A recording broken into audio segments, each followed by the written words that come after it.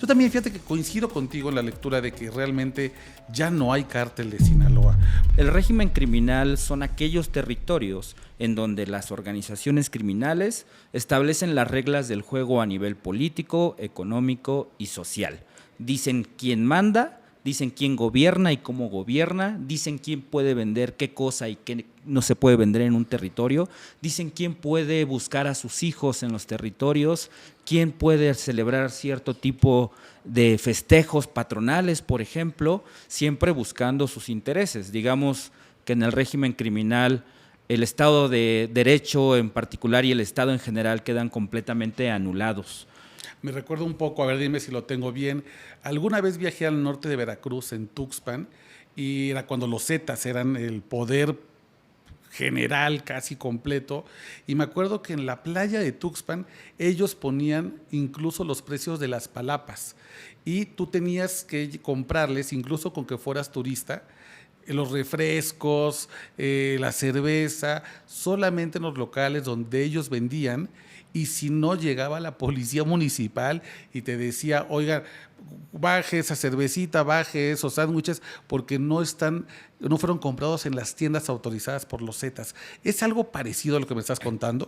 Ahí hay una combinación, por ejemplo, de dominio económico, de dominio social y de dominio político, un claro síntoma del régimen criminal, ¿no? Ese caso en Tuxpan. Pero a mí me parece que hoy un ejemplo muy claro del régimen criminal y que no es el único, desgraciadamente, lo vemos en Guerrero, ¿no? En donde, por ejemplo, el crimen organizado castiga a los transportistas por no utilizar el uniforme que ellos dictan. El año pasado se hizo muy viral en X precisamente un video en donde el crimen organizado está agarrando a palazos a los choferes por no utilizar su uniforme. No es el uniforme, sino lo que significa el desafío a su autoridad, ¿no? Esta es una forma de régimen. Sí. Claro. Entonces, ¿cuál es la cuestión con el régimen criminal? Que hay síntomas, vemos el dominio político, el dominio económico, el dominio social, pero el concepto, digamos que todavía no se ha sistematizado, desarrollado en una investigación seria que nos permita ubicar con claridad en qué territorios sí está el régimen criminal y cuál es su grado de consolidación. Es algo de lo que estamos haciendo actualmente en México Evalúa, pero nos parece que es un concepto que ayuda a entender, digamos, la tragedia de la democracia en nuestro país, que es como los procesos electorales, más que ser una vía para tener gobiernos que velen por el interés ciudadano, se han convertido en una vía para la construcción del régimen criminal. Las cifras de violencia política son demoledoras, por ejemplo, ¿no? Oye, régimen criminal, por ejemplo, es algo que también se puede ver en Sinaloa. Porque quisiera abordar contigo el tema de la guerra en Sinaloa. Estamos llegando a 250 días prácticamente desde el 9 de septiembre, que es el día en los que los periodistas contamos por lo general este conflicto entre la Chapiza y el Mayo. ¿Es algo parecido a lo que pasa o es otro fenómeno completamente distinto? Yo creo que podríamos hablar de régimen criminal en Sinaloa antes de la caída del Mayo, un régimen criminal consolidado. Creo que nadie puede negar, ¿no?, la presencia de lo que era el cártel de Sinaloa y su dominio en ese territorio y en las zonas aledañas, pero después de la caída de el Mayo Zambada ocurre un fenómeno de reconfiguración del régimen criminal. No sé cuánto tiempo va a durar la reconfiguración del régimen criminal, pero sin lugar a duda es una reconfiguración sumamente violenta. De acuerdo con los datos que estamos produciendo en México Evalúa, un reporte que se llama Violencia y Pacificación, hoy Sinaloa está a nada, particularmente Culiacán, a nada de ser uno de los territorios más violentos a nivel nacional. Hoy Colima todavía ocupa el primer lugar, pero Sinaloa ya está a nada. Es la entidad que más incremento de la violencia homicida ha tenido, no solamente de homicidios dolosos, sino también de desapariciones, personas no localizadas, feminicidios y otro tipo de delitos. Entonces, lo que estamos viendo en Sinaloa, me parece, es una reconfiguración del régimen criminal que también está salpicando otros territorios, incluso bastante alejados, como puede ser el sureste o el centro del país, ¿no? A ver, cuéntame eso. A ver, o déjame hacerte dos preguntas en paralelo. Lo primero, dijiste lo que era el cártel de Sinaloa. ¿Ya no existe el cártel de Sinaloa? Hay un debate, pero yo me inclino a pensar que ya no existe esta organización que funcionaba como una federación de familias muy cohesionada, pues ya no existe. De familias y digamos también como de amigas, entre amigos, ¿no? Eso ya no existe. Hoy existen dos organizaciones, que son los Chapitos, que son los Mayos, que están buscando sus propias coaliciones, pero son completamente diferentes. Yo no creo que ya no hay vuelta atrás para ese cártel de Sinaloa encabezado por Joaquín Guzmán Loera, que funcionaba a través de una cohesión muy importante. Eso creo que ya no existe.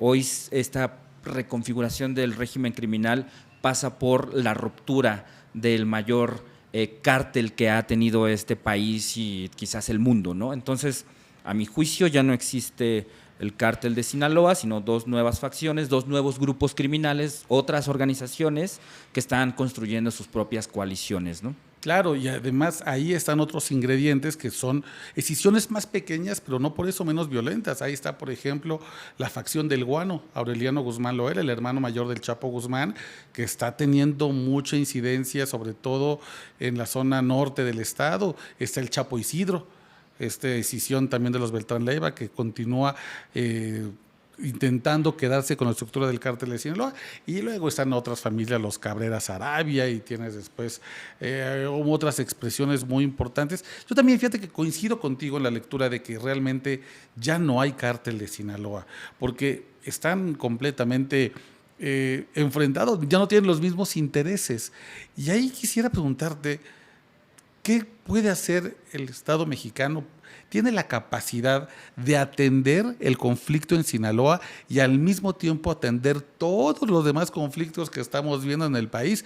Porque así de bote pronto pienso, por ejemplo, cómo está Villahermosa, cómo está Tabasco metido en un broncón, cómo todavía no se resuelve, y no creo que se resuelva pronto, la violencia en Chiapas. Tienes también el incendio que es Zacatecas. La frontera Michoacán y Jalisco sigue siendo una arena de enfrentamiento entre Cártel Jalisco Nueva Generación y Cárteles Unidos. Tienes la broncota que hay en Tamaulipas, que están peleándose las decisiones del Cártel del Golfo, los Escorpiones contra los Metros y los Metros contra los Panteras y los Panteras contra los R's. Es decir, por supuesto que Sinaloa nos ha mantenido, digamos, en el foco de atención, porque es uno de los conflictos más sangrientos, más intensos, que expresan justamente la narcopolítica, pero el Estado mexicano puede pacificar Sinaloa y al mismo tiempo pacificar todos los demás lugares que tiene encendidos en el país. Es bien interesante porque en la lista yo agregaría a Morelos. Claro. Agregaría a la propia Ciudad de México, que está viendo precisamente una reconfiguración del régimen entre organizaciones regionales, nacionales, pero también hiperlocales, y otras tantas entidades, ¿no? Incluso hemos visto que el conflicto ha contagiado la violencia en Baja California Sur, en donde la ejecución del sobrino del exgobernador pues da mucha cuenta de esta problemática. Y también es bien contrastante porque este diagnóstico que tú y yo estamos haciendo muy rápido de ubicar focos rojos contrasta mucho con el discurso oficialista de pacificación, ¿no?